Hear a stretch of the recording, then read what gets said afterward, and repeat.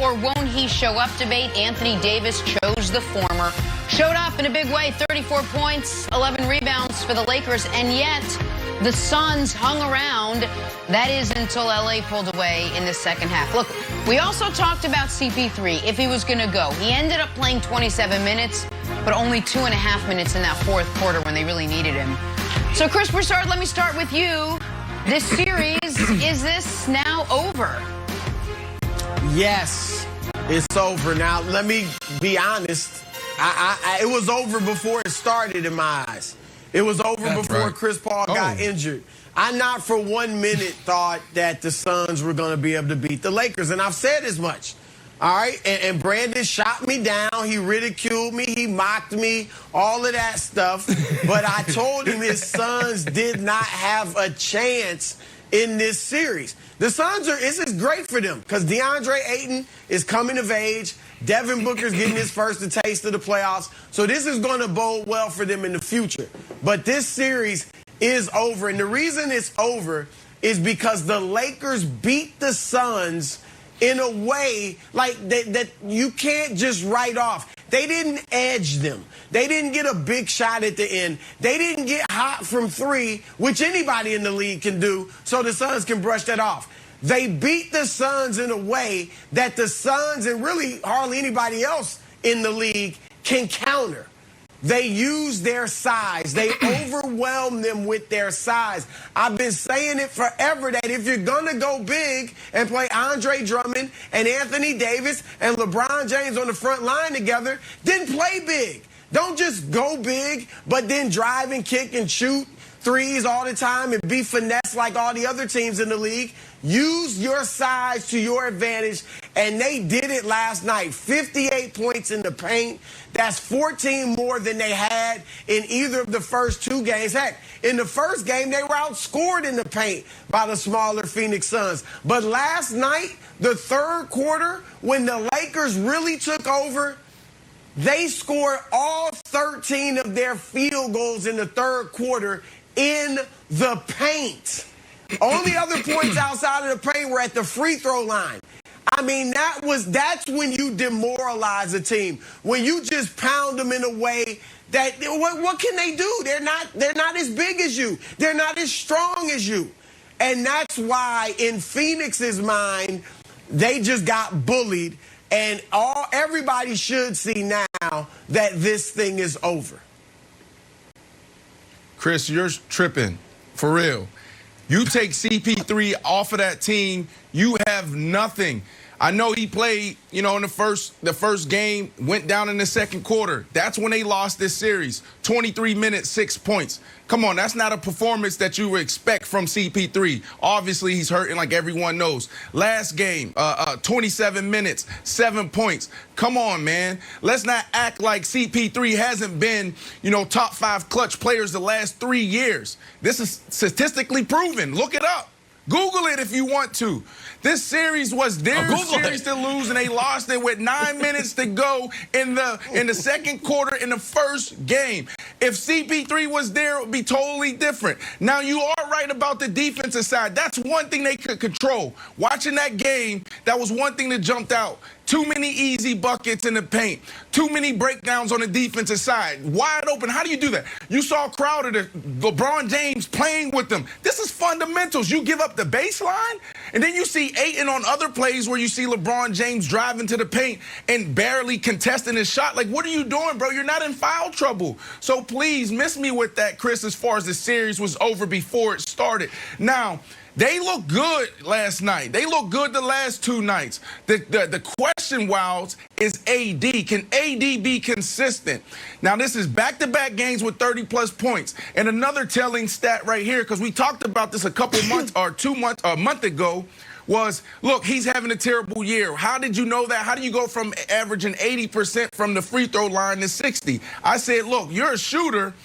You never lose that touch. I can go in the YMCA today and drop 70% because I was a 70% free throw shooter growing up. right? You got, oh, no, Brandon, you can't do that. And what ended up happening? I went in the gym, and what I did, I banged out 8 in a row. I was 80%. Now you look at AD last night. AD was 12 for 14. What is that? 80-something% from the 83% from the free throw line. AD may be back. Get your brow right, Nick. Oh, okay. All right. There's so many things to sort of unpack here. I'll try to make it fast.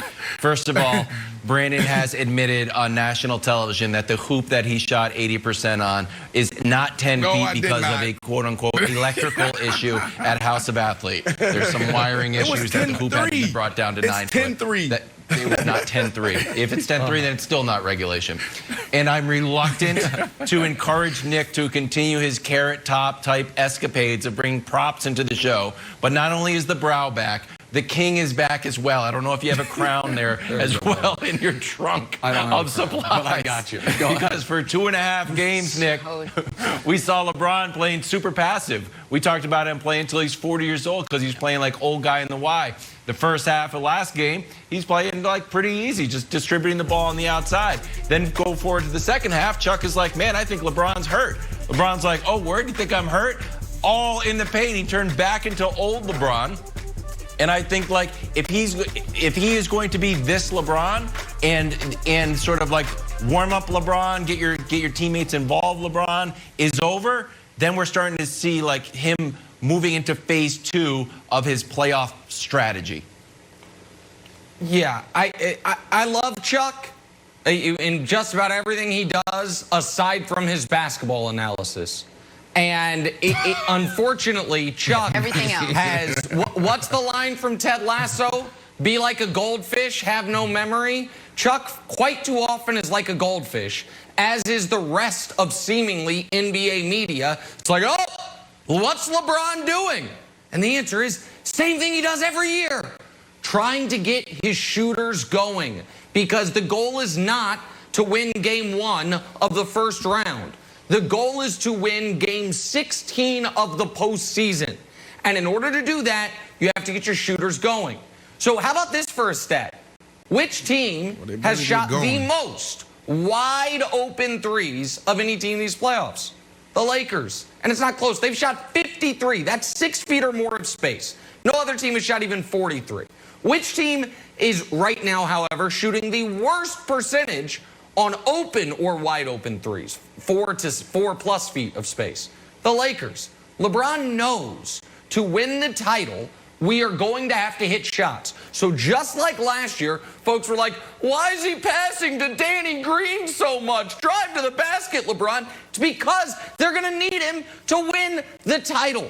It's mind-boggling that people still don't get this. Now, Brandon, I have a very quick question for you. When did you say this series ended? When was it? Because you were very precise with it. When did this series end? The second quarter in the first game, 9 minutes and 19 seconds in the second quarter, to be exact. Okay, do you want to know when this series actually ended? December 30th, 1984. The day LeBron James was born. Once that happened, we were set on this path for the Lakers to play the Suns, and the moment that happened, it was over. It was over. They had no chance. And no, the Suns know it because Brandon, the Suns. Go ahead, Brandon, please. Well, no, I want to go back to the shooting thing, right? Because you're talking about, oh, LeBron's trying to get his guys involved because he doesn't want them to look like, what was it, the 2016 Cavs, where LeBron got his team to the finals, and you had J.R. Smith. Yep. Nobody, was it 2015? He's trying to do that, but it could end up that way too. Trying to get his shooters involved, and they just never get it going. Because they was 7 for 28 last night, 25%. Yeah. That Cavs team in 2015, if J.R. Smith would hit one shot, they win against the Warriors. He couldn't hit one shot. And who else did you have? I mean, Shumpert, defensive guy. But come on, man. Yeah, this team right here, they need to get going, because if they don't, they're not going to even make it to the finals. Listen, they do have to get going. There's no question about it, but I think they will, particularly in the next round when they're playing either the Nuggets or the Blazers, who are not the defensive team the Suns are. And the Suns know it too, because the Suns have gotten to the place in the series against LeBron where you start saying irrational things.